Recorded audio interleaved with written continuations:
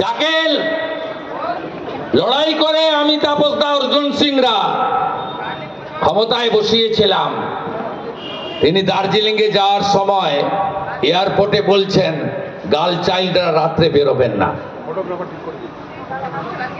তাহলে মা কালীর কালকে যে পুজো হবে, অমাবস্যা না লাগলে পুজো করতে পারবেন? অমাবস্যা লাগবে, রাত্রে পুজো হবে, সারা রাত্রি পুজো চলবে। এটা তো মা কালী পুজোর রীতিনীতি। আপনি বলুন, আমাদের মুখ্যমন্ত্রী বলছেন, আমি রাজনীতির কথা বলছি না, আমাদের প্রশাসনিক কর্ত্রী অভিভাবিকা তিনি বলছেন গার্ল চাইল্ড রাত্রে বেরোবে না। তিনি বলছেন মহিলাদের সুরক্ষা নিজেরাই বুঝে নিতে হবে। হাত তুলে নিলেন। আপনি তো বাঙালি না? লজ্জা হচ্ছে না? সেকেন্ড ইয়ারের MBBS এর ছাত্রী, তার বাবা বলছে আমি মেয়েকে নিয়ে উড়িষ্যায় চলে গেলাম, এ রাজ্যে পড়াবো না। লজ্জা লাগছে না? তাই সকালবেলা দুপুর পর্যন্ত আমাকে চেষ্টা করেছে আটকানোর। নেতৃত্বে কে? রেখা গাজী। সমজদার কা তো নামই কাফি। নামটা শুনলে মনে হবে হিন্দু, আর পদবিটা শুনলে মনে হবে বাংলাদেশি। রেখা গাজী, তিনি আবার জেলা পরিষদের মেম্বার। কিন্তু আটকাতে পারেনি। সব জায়গায় গেছি, সব জায়গায় মায়ের উন্মোচন করেছি। আরে মোগল পাঠান পারেনি, তুমি কে? হরিদাস পাল। সোমনাথ মন্দির ভেঙে গুড়িয়ে দিয়েছিলে, সর্দার বল্লভ ভাই পাটেল আবার খাড়া করে দিয়েছিল। আমরা তো সেই সনাতন, যার আদি নেই অন্ত নেই, তার নাম সনাতন। কবে জাগবেন কলকাতার হিন্দুরা? সেকুলারিজম শব্দটাকে তুলে দেন।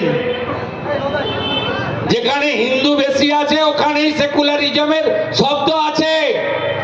যেখানে হিন্দু কম সেখানে সারিয়া মুসলিম পার্সোনাল ল বোর্ড চলে, সেখানে সেকুলারিজম চলে না।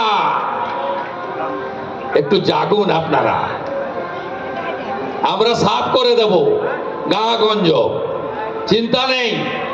কলকাতাটা একটু জাগুন আপনারা। সেফ প্যাসেজে থাকবেন না। এক বছরে ৮,২০০ স্কুল বন্ধ হয়েছে। এবারে উচ্চ মাধ্যমিকের পরে ৩ মাস স্কুল বন্ধ ছিল। সবকে বলে দিচ্ছে টেকনো ইন্ডিয়ার সত্যমের কাছে গিয়ে ভর্তি হও। একটা প্রাইভেট স্কুলে বাচ্চা পড়ালে কত টাকা লাগে? ৫,০০০ টাকা মিনিমাম। কলেজে হলে ১৫,০০০ টাকা, ইউনিভার্সিটিতে হলে ২০,০০০ টাকা। ৩ মাস ভর্তি বন্ধ রেখে সব প্রাইভেট কলেজগুলোকে, ইউনিভার্সিটিগুলোকে ১,০০০ কোটি টাকা ব্যবসা করার সুযোগ দিয়ে তারপরে পশ্চিমবঙ্গের ভর্তি চালু হয়েছে। আপনি রাজনীতির কথা ছেড়ে দেন। বিদ্যাসাগর দেশ শিক্ষা নিয়ে ভাববেন না, ভাববেন না। আপনি টাটাকে তাড়িয়েছে, টাটাকে ফিরিয়ে আনতে হবে। অনেক আগে, আমরা তখন ওই দলেই ছিলাম। ২০০৮ সাল রতন টাটাজি বললেন, আমাকে ট্রিগার মাথায় রেখে পশ্চিমবঙ্গ ছাড়তে বাধ্য করালো। রতন টাটা বললেন, আমি খারাপ এমকে ছাড়লাম, ভালো এম এর কাছে যাচ্ছি, অর্থাৎ গুজরাট। নরেন্দ্র দামোদর দাস মোদী নিয়ে চলে গেলেন ন্যানোর কারখানা। ৬,৮৮৮টা কারখানা বন্ধ হয়েছে। খুব আনন্দে আছেন না? ২,১৫,০০,০০০ বেকার, ৬০ লক্ষ পরিযায়ী শ্রমিক।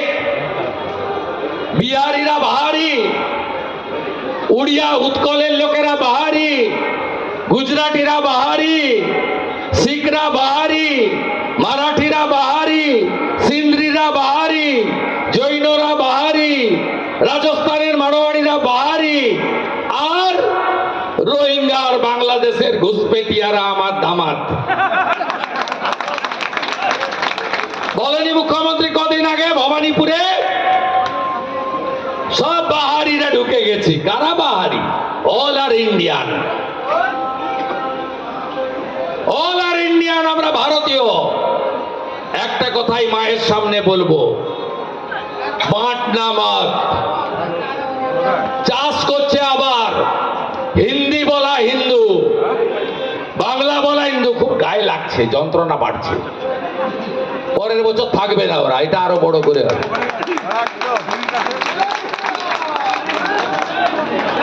এ জ্বালা ভীষণ জ্বালা, 1956 জ্বালা। যতদিন বাজবে কানের কাছে বাজবে, হেরেছি হেরেছি হেরেছি, শুভেন্দুর কাছে হেরেছি। এদের করতে দেন, ইগনোর দেম। গাড়ির পিছনে লেখা থাকে না, দেখবি আর জ্বলবি লুচির মতো ফুলবি, এদের অবস্থা তাই হয়েছে। পুলিশ বাবুরা হাফ বেতন পাচ্ছেন, সরকারি কর্মচারীরাও আছে। आपने देखा हमारे कर्मचारी परिषद इसी तरह से हम हाफ वेतन के साथ मिले रहे और হাফ বেতন পাচ্ছেন আপনারা। মনোজ